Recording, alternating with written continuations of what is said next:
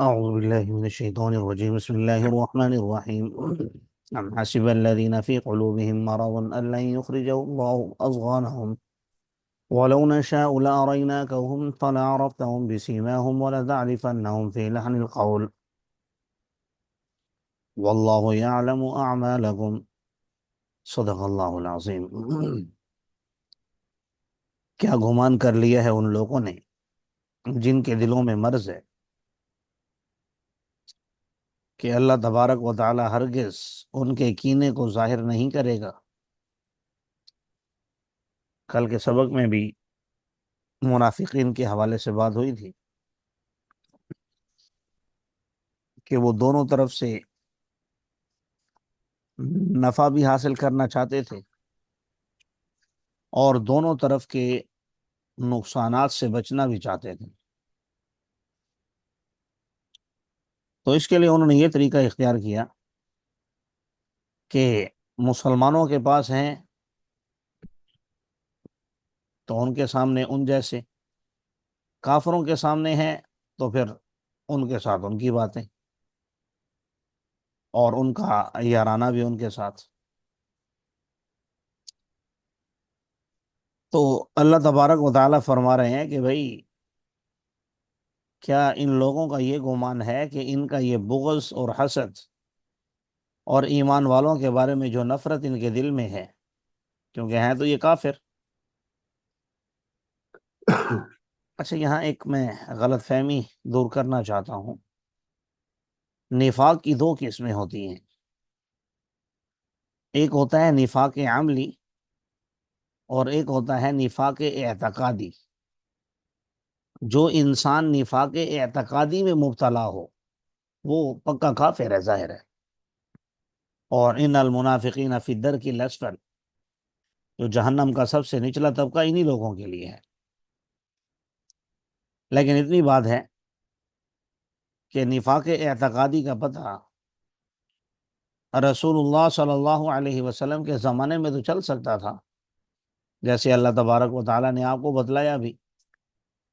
اور عبداللہ بن ابی جو رئیس المنافقین تھا، اس کے بارے میں تو سب جانتے تھے کہ یہ منافق ہے۔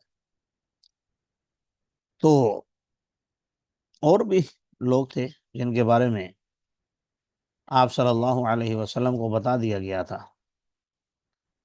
تو لیکن آپ کی دنیا سے جانے کے بعد اب کسی کے بارے میں ہم یہ فیصلہ کریں کہ یہ منافق اعتقادی ہے اور کافر ہے، مسلمان نہیں ہے، اس کی ہرگز کسی کو اجازت نہیں، بلکہ رسول اللہ صلی اللہ علیہ وسلم نے اپنے دور میں بھی اجازت نہیں دی۔ جب ایک شخص نے حضرت زید بن حارثہ، بلکہ اسامہ بن زید کے سامنے، اسامہ بن زید بن حارثہ، ایک شخص نے کلمہ پڑھا اور انہوں نے پھر بھی ان کو قتل کر دیا، کیونکہ تلوار کے ڈر سے پڑھا۔ تو آپ صلی اللہ علیہ وسلم نے ارشاد فرمایا کہ کیا تم نے اس کا دل چیر کر دیکھا تھا کہ اس نے اوپر اوپر سے کلمہ پڑھا، دل سے نہیں پڑھا؟ لہٰذا کسی کے دل کے فیصلے کرنا، اس کی اجازت رسول اللہ صلی اللہ علیہ وسلم نے اپنے دور میں جب کسی کو نہیں دی تو بعد میں تو بطریقہ اولیٰ نہ کسی کو دی جا سکتی ہے، نہ کوئی کر سکتا ہے۔ بہرحال، اور دوسرا ہوتا ہے نفاق عملی، جھوٹ بولنے والا منافق ہے، امانت میں خیانت کرنے والا منافق، اور بھی اس طرح علامات ذکر فرمائی آپ صلی اللہ علیہ وسلم نے۔ تو ان کے حوالے سے یہ ہے کہ جس انسان میں یہ چیزیں موجود ہوں اسے اپنے آپ کو سدھارنا چاہیے، اور یہ حدیث بھی کوئی دوسروں پر فتویٰ لگانے کے لیے نہیں ہے۔ علامت المنافق ثلاث، اذا حدث کذب واذا وعد اخلف واذا اؤتمن خان واذا خاصم فجر واذا عاهد غدر۔ تو یہ جو علامات بیان ہو رہی ہیں یہ اس مقصد کے لیے نہیں ہے کہ دوسروں کو منافق عملی کہا جائے، یہ ہر انسان کی اپنی ذات کے لیے ہے کہ بھائی آپ کہیں جھگڑے کے وقت گالیاں تو نہیں دیتے، اگر آپ کی یہ عادت ہے تو آپ منافقین کی فہرست میں ہیں، اپنا خیال کریں۔ اگر آپ امانت میں خیانت کر رہے ہیں یا وعدہ خلافی کر رہے ہیں یا جھوٹ بول رہے ہیں تو آپ منافقین کی فہرست میں ہیں۔ لیکن آج کل یہ ہے کہ ہم دوسروں پر انگلیاں اٹھاتے ہیں، اپنے گریبان میں نہیں جھانکتے، حالانکہ یہ احادیث اور یہ آیات ہر انسان کی اپنی ذات کے لیے تھی۔ اللہ تعالیٰ فرما رہے ہیں وَلَوْ نَشَاءُ لَأَرَيْنَاكَهُمْ، اگر ہم چاہیں تو آپ کو وہ سب دکھلا دیں اور آپ ان کو ان کی علامات سے پہچان لیں گے، اور وَلَتَعْرِفَنَّهُمْ فِي لَحْنِ الْقَوْلِ، آپ ان کو پہچان لیں گے انداز گفتگو سے بھی۔ ظاہر ہے جو مخلص ہے اس کی انداز گفتگو اور ہوگا، اور جو منافق ہے اس کا انداز اور ہوگا۔ اللہ تمہارے اعمال کو جانتا ہے، اور ہم ضرور بضرور تمہیں آزمائیں گے، حتیٰ کہ جان لیں تم میں سے مجاہدین کو اور صبر کرنے والوں کو۔ وَنَبْلُوَ أَخْبَارَكُمْ، اور ہم تمہاری خبروں کو بھی جانچیں گے، تمہارے حالات کو بھی پرکھیں گے کہ کس نے کن حالات میں کیا نیکی کی ہے، یہ بھی اس میں داخل ہے، اور کس طرح کی زندگی گزاری ہے، یہ بھی اس میں داخل ہے۔ ظاہر ہے ایک مزدور آدمی پورا دن مزدوری کرتا ہے، اور مزدوری کرنے کے بعد اسے ملتا ہے 1,000 روپیہ، اب اس میں سے وہ اگر 50 روپے بھی اللہ کے راستے میں خرچ کرے تو یہ 50 روپے، اور ایک آدمی کروڑ پتی ہے وہ 1,00,000 خرچ کر دیتا ہے، تو یہ 50 روپے اس سے زیادہ قوی ہے۔ جیسا کہ نبی کریم صلی اللہ علیہ وسلم نے ارشاد فرمایا کہ تم میں سے اگر کوئی احد پہاڑ کے برابر سونا خرچ کرے اور میرا صحابی ایک کھجور اللہ کے راستے میں صدقہ کرے تو تمہارا وہ احد پہاڑ کے برابر سونا اور اس کی کھجور برابر نہیں۔ یقیناً وہ لوگ جنہوں نے کفر کیا اور اللہ کے راستے سے روکا، وَشَاقُوا الرَّسُولَ مِن بَعْدِ مَا تَبَيَّنَ لَهُمُ الْهُدَىٰ، اور رسول اللہ صلی اللہ علیہ وسلم کی مخالفت کی بعد اس کے کہ ان کے لیے ہدایت واضح ہو چکی تھی، تو وہ ہرگز اللہ کو کچھ بھی نقصان نہیں دے سکتے۔ ہاں ان کا اپنا نقصان یہ ہوا، وَسَيُحْبِطُ أَعْمَالَهُمْ، عن قریب اللہ ان کے اعمال کو ضائع کر دے گا۔ لہٰذا اے ایمان والو، اللہ کی اطاعت کرو اور رسول صلی اللہ علیہ وسلم کی اطاعت کرو، وَلَا تُبْطِلُوا أَعْمَالَكُمْ، اور اپنے اعمال کو خراب مت کرو، اپنے اعمال کو خراب مت کرو۔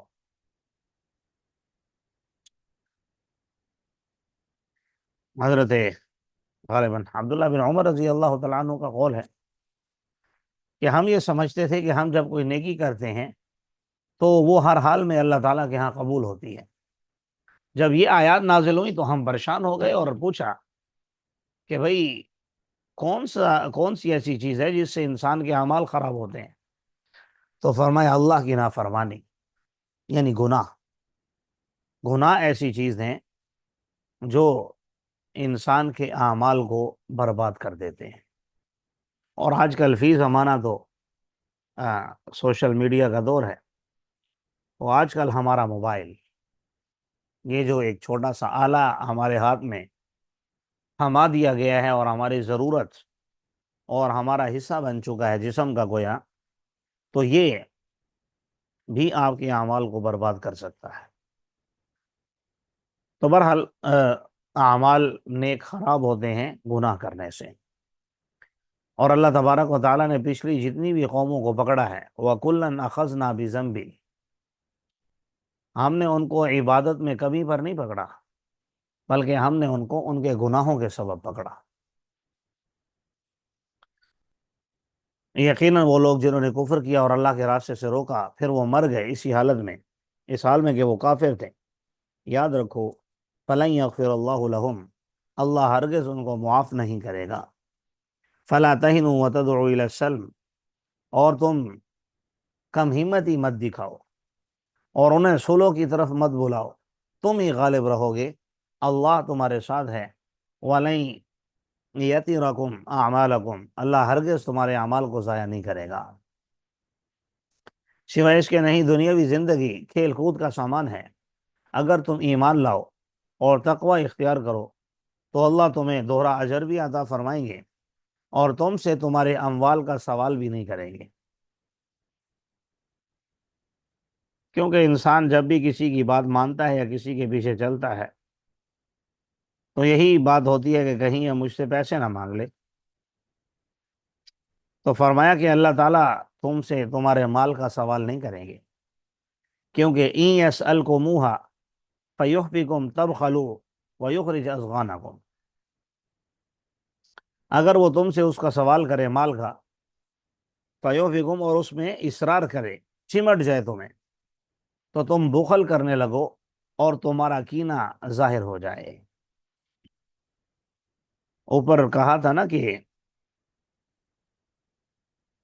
منافقین کے حوالے سے کہ تم کیا سمجھتے ہو، کیا اللہ تمہارے کینے کو ظاہر نہیں کرے گا؟ تو پھر یہاں آ کر دو باتیں کی، ایک یہ کہ تمہارے اموال کا سوال نہیں کرے گا، تو ظاہر ہے اللہ تبارک و تعالی کسی سے کچھ نہیں لیتے۔ البتہ جو مطالبہ ہے زکوٰۃ ادا کرنے کا، صدقات واجبہ دینے کا، یا صدقات نافلہ کی ترغیب ہے، تو وہ تو کرنا پڑے گا۔ تو اس کا کیا فائدہ ہوگا؟ مائک بند کر لیں بھائی اپنا۔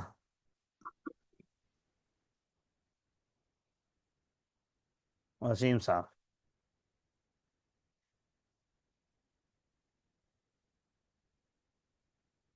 وسیم صاحب آپ بیدار ہیں؟ جی میں عرض کر رہا تھا کہ اللہ تبارک و تعالی نے جو حکم دیا ہے زکوٰۃ کی ادائیگی کا، صدقات واجبہ کا، تو اس سے یہ ہے کہ جو ان چیزوں کو نکالتا ہے اس کا مومن ہونا متعین ہو جاتا ہے، کیونکہ مومن تو کبھی ان چیزوں سے پیچھے نہیں ہٹتا، اس نے تو اپنی زندگی گزارنی ہے اللہ کے لیے۔ اب مال دینا پڑے، جان دینی پڑے، وقت دینا پڑے، جو مرضی دینا پڑے وہ دے گا، لیکن جو منافق ہے وہ مال دینے سے، جان دینے سے، وقت دینے سے پیچھے بھاگے گا، اور جب بھاگے گا وَيُخْرِجْ أَضْغَانَكُمْ، اور اسی سے تمہارا کینہ ظاہر ہو جائے گا۔